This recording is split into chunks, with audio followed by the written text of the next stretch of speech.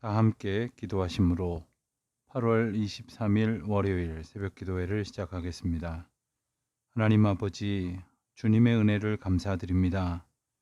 거룩한 주일을 하나님의 은혜와 사랑 가운데에 예배의 자리에서 보내게 하시고, 저희 공동체 가운데 또한 저희 가정 가운데 저희 각 사람 가운데에 하나님께서 허락하시고 약속하신 은혜의 사명을 기억하는 복된 주일을 잘 보내게 하셨습니다. 그리고 이제 새로운 한 주간을 시작합니다. 이 아침 오직 하나님의 은혜에 감사하며 주의 도우심의 은총을 구하며, 오늘도 주께서 말씀하시는 그 하나님의 섭리와 다스리심과 인도하심 앞에 겸손히 순종하기로 결단하는 귀한 시간 허락하여 주시기를 기도드립니다. 하나님, 아직까지 가라앉지 않고 있는 이 코로나 감염병 사태를 주님께서 친히 다스려 주시기를 기도합니다. 확진자의 확산 속도가 점차 가라앉게 해주시고, 또한 백신 접종이 순적하게 이루어지게 하여 주시며 속히 치료제가 개발될 수 있도록 은혜를 베풀어 주시옵소서. 하나님, 저 멀리 아프가니스탄과 또한 지구 반대편 IT에 벌어지고 있는 여러 가지 정세 불안과 또한 재해로 인한 어려움들을 주님께서 친히 주장하시고 붙들어 주시사 저들을 평강 가운데 인도하여 주시옵시고, 하나님의 크신 사랑으로 다시금 용기를 얻게 하여 주시기를 기도하옵나이다. 하나님, 저희의 믿음을 돌아보게 됩니다. 저희의 믿음 없음을 불쌍히 여겨 주시옵시고, 주님의 은혜 가운데에 주의 말씀으로, 오직 주의 말씀으로만 새로워지는 복된 하루가 되게 하여 주시옵소서. 감사드리오며 우리 주 예수 그리스도의 이름으로 기도하옵나이다. 아멘. 오늘은 11장부터 14장까지의 말씀을 함께 살펴보고 읽도록 하겠습니다. 11장에서는 대만 사람 엘리바스와 수아 사람 빌닷에 이어서 욥의 세 번째 친구인 나아마 사람 소발의 변론이 나오게 됩니다. 그런데 소발도 역시 욥의 환난과 고통을 위로하여 주는 대신에 욥이 자신을 정당화하는 교만에 빠져 있다고 책망을 합니다.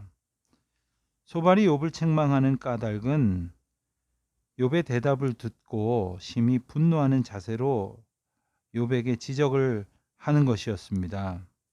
엘리바스가 자기의 체험적인 환상에 근거하여 욥을 책망했고, 또 빌닷이 사곡한 자의 멸망에 대한 옛 사람의 교훈에 근거하여 자신의 정당함을 주장한 것과는 달리, 소발은 격한 감정으로 즉흥적인 판단에 근거하여 욥을 책망합니다. 첫 번째로는 소발은 욥의 말이 많으니 결코 자신이 침묵할 수 없다고 말하기 시작을 합니다. 또한 소발은 욥이 하지도 않은 말, 예컨대 사절과 같은 말을 했다고 주장하며 욥을 정죄하기도 했습니다. 또한 소발은 자신이 마치 하나님이라도 되는 것처럼 하나님께서 욥을 향하여 입을 여실 것이라고 말하며, 하나님의 벌하심이 오히려 욥의 죄보다 가볍다고 일방적으로 욥을 정죄합니다. 그러나 오히려 욥은 자신이 죄인임을 이미 인정했으며, 단지 자기가 환난을 당한 까닭이 스스로 지은 죄에 대한 직접적인 결과가 아님을 주장한 것뿐입니다. 소발의 변론을 요약하여 결론적으로 살펴보면, 하나님께 회개하고 돌아오라 이렇게 권고를 하고요. 그리고 나서 소발은 만약 욥이 자기의 권고를 받아들인다면 하나님의 위로하심을 얻을 수 있을 것이라고 말합니다. 그리고 소발은 사악한 백성들의 마지막 운명을 소개하며 욥의 선택과 결단을 촉구하고 있습니다.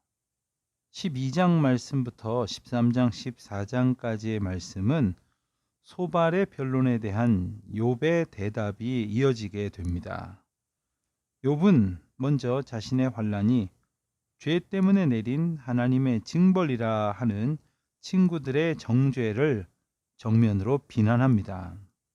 그리고 거기에 대한 근거로 자연계의 여러 가지 현상들을 예로 듭니다. 또한 욥은 인간의 모든 일을 다스리시는 하나님의 지혜와 능력과 통치에 대하여 증거하기도 합니다. 욥이 친구들에게 너희만 참으로 사람이로구나, 너희가 죽으면 지혜도 죽겠구나 하며 그렇게 자신의 상한 마음을 드러낸 까닭은 욥의 친구들이 마치 자기들이 없으면 이 세상에 아무런 지혜도 없는 듯한 태도, 즉 자신들만 지혜로운 사람인 채 하는 그러한 자세를 지니고 있었던 것에 불만을 가지게 되었습니다. 특별히 13절로부터 25절까지 말씀을 보면 욥이 주장하는 하나님의 절대적인 주권에 대해서 우리가 말씀을 볼 수 있게 됩니다. 여기 나오는 하나님의 주권 사상은 특별히 오늘날의 신자들의 이중적인 태도, 즉 교회와 세상, 주일과 평일, 예배와 삶이 완전히 이중적으로 분리된 듯한 생활에 비추어 볼 때 대단히 중요한 의미를 가지고 있습니다. 교회는 세상과 구별되지만 세상 가운데 있어야 하고 주일과 평일의 삶 역시 결코 분리될 수 없다는 사실을 생각해 볼 때 우리의 모든 삶의 분야에 하나님의 주권이 미친다는 그러한 영적 주권 사상은 욥의 주장과 더불어서 진정 새롭게 깨달아져야 하고 우리가 늘 묵상해야 될 주제라고 말할 수 있습니다. 오늘날 교회에는 신자가 많지만 세상에는 신자가 없다 하는 그러한 지적을 받는 세상입니다. 우리 그리스도인들이 신앙과 삶이 일치하는 그러한 믿음의 태도를 가지고 살아가는 것이 너무나 중요한 것입니다. 13장에서 욥은 이 소발에 대한 대답을 계속 이어가고 있습니다. 욥은 먼저 친구들의 거짓되고 잘못된 편견을 정죄하고 그들의 행위에 대한 하나님의 징벌이 있을 것을 선언하면서 그들로 하여금 침묵하도록 요구합니다. 욥은 하나님을 전능자라고 고백을 합니다. 또한 친구들의 질책을 들은 욥은 차라리 하나님과 직접 변론하겠다고 말하기도 합니다. 욥은 그의 친구들에게 거짓말을 지어내는 자들이라 이렇게 말하기도 했습니다. 그래서 욥이 친구들에게 침묵을 요구한 것은 거짓말을 하는 것보다 침묵하는 것이 훨씬 지혜로운 일이기 때문이라고 말했습니다. 하나님을 위해서 변론한다는 그들의 주장이 오히려 불의한 내용이었기 때문입니다. 하나님께서 오히려 그들을 책망하시고 하나님의 존귀와 위엄이 그들에게 임할 것이기 때문이었습니다. 하나님을 향한 욥의 담대한 믿음의 태도는 철저히 자기를 부인하는 신앙이었습니다. 하나님께서 자기를 죽이실지라도 하나님께 소망을 두겠다고 하는 전적인 신뢰의 고백이었습니다. 욥은 하나님께 두 가지를 구했습니다. 자신에게서 죄의 손을 거두시고 죄의 두려움으로 놀라게 하시지 말아달라고 했습니다. 즉 지금까지의 고난을 이제는 멈추어 달라는 간구입니다. 하나님께서 욥 자신을 먼저 부르셔서 고난의 원인을 말씀해 주시든지 아니면 먼저 자기의 말을 하나님께서 들어주셔서 응답해 달라고 했습니다. 즉 욥은 친구들과의 변론을 더 이상 원치 않고 차라리 하나님의 신문에 응하겠다 하는 태도였습니다. 이런 욥의 태도는 하나님만을 전적으로 바라보고 의뢰하는 담대한 믿음의 결단에서 나온 것이라고 할 수 있는 것이죠. 14장에서도 역시 소발의 변론에 대한 욥의 대답이 이어집니다.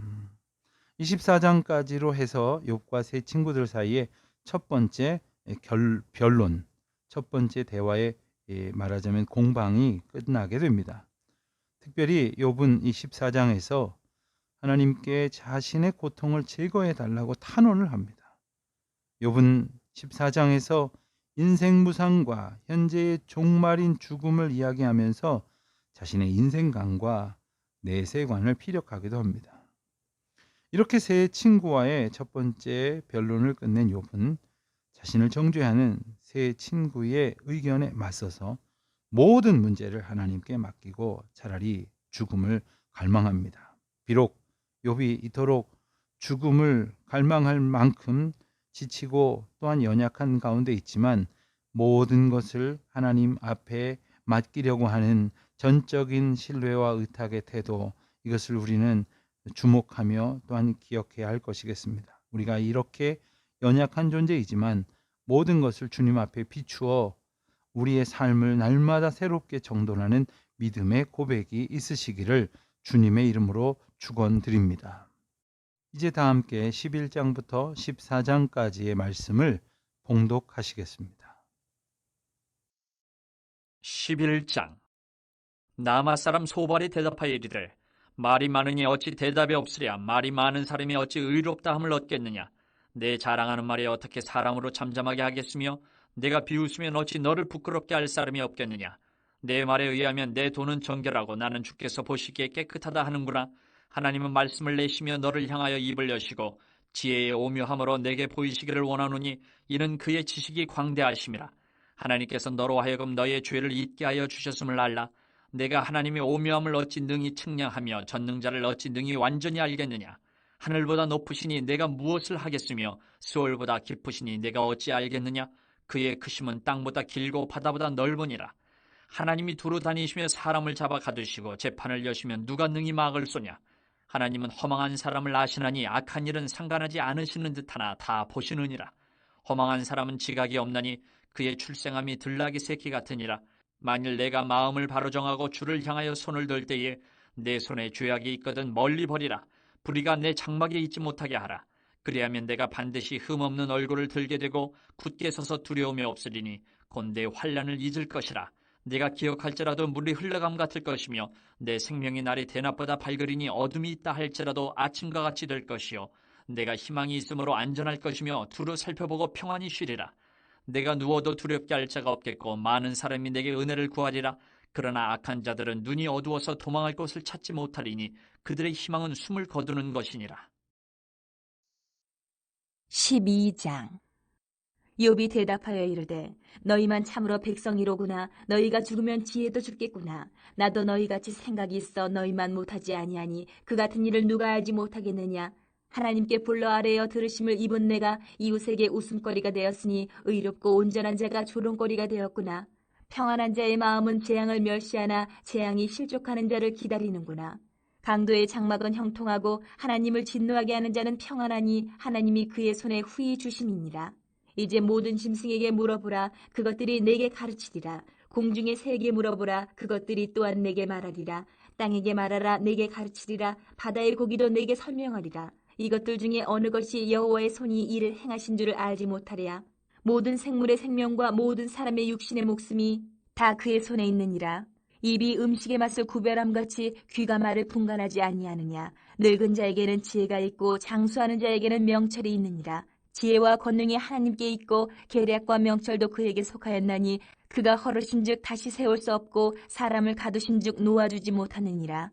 그가 물을 막으신즉 곧 마르고 물을 보내신즉 곧 땅을 뒤집나니 능력과 지혜가 그에게 있고 속은 자와 속이는 자가 다 그에게 속하였으므로 모사를 벌거벗겨 끌어가시며 재판장을 어리석은 자가 되게 하시며 왕들이 맨 것을 풀어 그들의 허리를 동이시며 제사장들을 벌거벗겨 끌어가시고 권력 있는 자를 넘어뜨리시며 충성된 사람들의 말을 물리치시며 늙은 자들의 판단을 빼앗으시며 귀인들에게 멸시를 쏟으시며 강한 자의 띠를 푸시며 어두운 가운데에서 은밀한 것을 드러내시며 죽음의 그늘을 광명한 대로 나오게 하시며 민족들을 커지게도 하시고 다시 멸하기도 하시며 민족들을 널리 퍼지게도 하시고 다시 끌려가게도 하시며 만민의 우두머리들의 총명을 빼앗으시고 그들을 길없는 거친들에서 방황하게 하시며 빛 없이 캄캄한 데를 더듬게 하시며 취한 사람같이 비틀거리게 하시느니라. 13장. 나의 눈이 이것을 다 보았고 나의 귀가 이것을 듣고 깨달았느니라. 너희 아는 것을 나도 아노니 너희만 못하지 않으니라. 참으로 나는 전능자에게 말씀하려 하며 하나님과 변론하려 하노라. 너희는 거짓말을 지어내는 자여 다 쓸모없는 의원이니라. 너희가 참으로 잠잠하면 그것이 너희의 지혜일 것이니라. 너희는 나의 변론을 들으며 내 입술의 변명을 들어보라. 너희가 하나님을 위하여 불의를 말하려느냐 그를 위하여 속임을 말하려느냐. 너희가 하나님의 낯을 따르려느냐 그를 위하여 변론하려느냐. 하나님이 너희를 감찰하시면 좋겠느냐. 너희가 사람을 속임같이 그를 속이려느냐. 만일 너희가 몰래 낯을 따를진대 그가 반드시 책망하시리니 그의 존귀가 너희를 두렵게 하지 않겠으며 그의 두려움이 너희 위에 임하지 않겠느냐. 너희의 격언은 재 같은 속담이요 너희가 방어하는 것은 토성이니라. 너희는 잠잠하고 나를 버려두어 말하게 하라. 무슨 일이 닥치든지 내가 당하리라. 내가 어찌하여 내 살을 내 이로 물고 내 생명을 내 손에 두겠느냐. 그가 나를 죽이시리니 내가 희망이 없노라. 그러나 그의 앞에서 내 행위를 아뢰리라. 경건하지 않은 자는 그 앞에 이르지 못하나니 이것이 나의 구원이 되리라. 너희들은 내 말을 분명히 들으라. 내가 너희 귀에 알려줄 것이 있느니라. 보라, 내가 내 사정을 진술하였거니와 내가 정의롭다 함을 얻을 줄 아노라. 나와 변론할 자가 누구이랴. 그러면 내가 잠잠하고 기운이 끊어지리라. 오직 내게 이 두 가지 일을 행하지 마옵소서. 그래 하시면 내가 주의 얼굴을 피하여 숨지 아니하오리니 곧 주의 손을 내게 대지 마시오며 주의 위엄으로 나를 두렵게 하지 마실 것이니이다. 그리하시고 주는 나를 부르소서. 내가 대답하리이다. 혹 내가 말씀하게 하옵시고 주는 내게 대답하옵소서. 나의 죄악이 얼마나 많으니까 나의 허물과 죄를 내게 알게 하옵소서. 주께서 어찌하여 얼굴을 가리시고 나를 주의 원수로 여기시나이까. 주께서 어찌하여 날리는 낙엽을 놀라게 하시며 마른 건물을 뒤쫓으시나이까. 주께서 나를 대적하사 괴로운 일들을 기록하시며 내가 젊었을 때에 지은 죄를 내가 받게 하시오며 내 발을 착고에 채우시며 나의 모든 길을 살피사 내 발자취를 점검하시나이다.